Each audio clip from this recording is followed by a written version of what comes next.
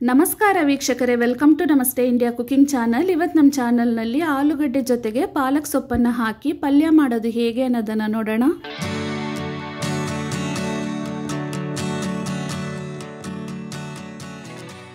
ಮೂರು ಆಲೂಗಡ್ಡೆಯನ್ನು ತಗೊಂಡಿದ್ದೀನಿ, ಅಂದರೆ ಅರ್ಧ ಕೆಜಿ.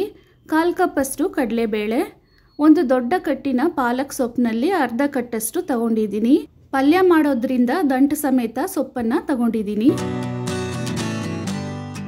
ಆಲೂಗಡ್ಡೆಯ ಸಿಪ್ಪೆಯನ್ನು ತೆಗೆದು ಈ ಸೈಜ್ಗೆ ಕಟ್ ಮಾಡಿ ಇಟ್ಕೊಂಡಿದ್ದೀನಿ. ಸೊಪ್ಪನ್ನು ತೊಳೆದ್ಬಿಟ್ಟು ಚಿಕ್ಕದಾಗಿ ಕಟ್ ಮಾಡಿ ಇಟ್ಟಿದ್ದೀನಿ.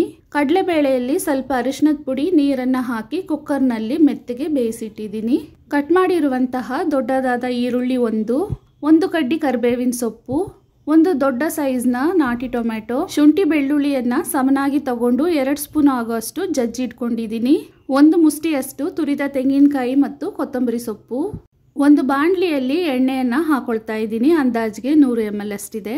ಎಣ್ಣೆ ಚೆನ್ನಾಗಿ ಬಿಸಿ ಆದಮೇಲೆ ಅರ್ಧ ಟೀ ಸ್ಪೂನ್ ಸಾಸಿವೆ ಚೆನ್ನಾಗಿ ಸಿಡಿದಾದ್ಮೇಲೆ ಈರುಳ್ಳಿ ಕರಿಬೇವಿನ ಸೊಪ್ಪನ್ನು ಹಾಕ್ತಾ ಇದ್ದೀನಿ.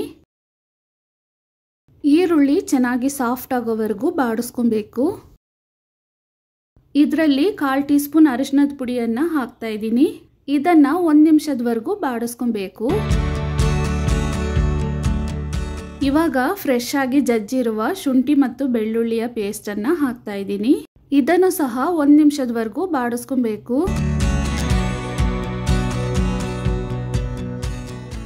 ಇವಾಗ ಕಟ್ ಮಾಡಿರುವ ನಾಟಿ ಟೊಮೆಟೊವನ್ನು ಹಾಕ್ತಾ ಇದ್ದೀನಿ. ಪಲ್ಯಕ್ಕೆ ಬೇಕಾದಷ್ಟು ಉಪ್ಪನ್ನು ಇದರಲ್ಲೇ ಹಾಕ್ತಾ ಇದ್ದೀನಿ. ಉಪ್ಪನ್ನು ಹಾಕಿ ಟೊಮೆಟೊವನ್ನು ಬಾಡಿಸಿದ್ರೆ ಸ್ವಲ್ಪ ಬೇಗನೆ ಮ್ಯಾಶ್ ಆಗುತ್ತೆ.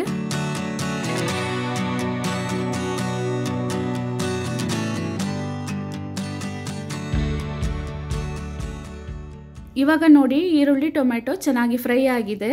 ಕಟ್ ಮಾಡಿರುವ ಆಲೂಗಡ್ಡೆಯನ್ನು ಹಾಕ್ತಾ ಇದ್ದೀನಿ. ಚೆನ್ನಾಗಿ ಒಂದ್ಸಲ ಮಿಕ್ಸ್ ಮಾಡ್ಕೊಳ್ಳೋಣ.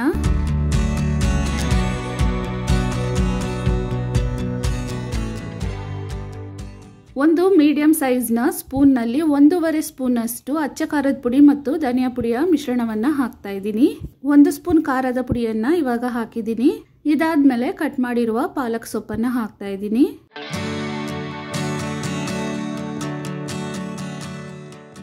ಉಳಿದಿರುವ ಅರ್ಧ ಸ್ಪೂನ್ ಖಾರದ ಪುಡಿಯನ್ನು ಇವಾಗ ಹಾಕ್ತಾ ಇದ್ದೀನಿ. ಇದನ್ನು ಚೆನ್ನಾಗಿ ಒಂದ್ಸಲ ಮಿಕ್ಸ್ ಮಾಡ್ಕೊಬೇಕು.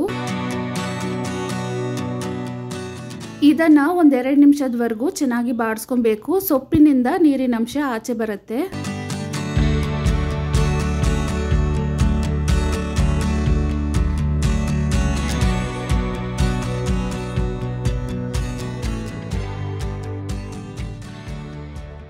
ಎರಡು ನಿಮಿಷ ಆದಮೇಲೆ ಆಲೂಗಡ್ಡೆ ಮುಳುಗುವಷ್ಟು ನೀರನ್ನು ಹಾಕ್ತಾ ಇದ್ದೀನಿ.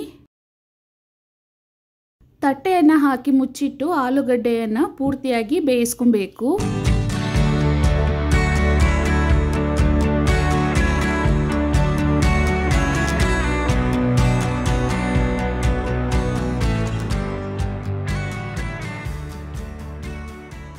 ಇವಾಗ ನೋಡಿ, ಆಲೂಗಡ್ಡೆ ಚೆನ್ನಾಗಿ ಬೆಂದಿದೆ.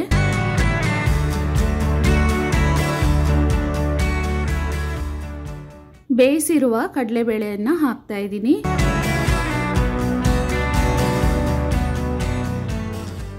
ಇದನ್ನ 1 ನಿಮಿಷ ಕುದಿಯಕ್ಕೆ ಬಿಡಬೇಕು.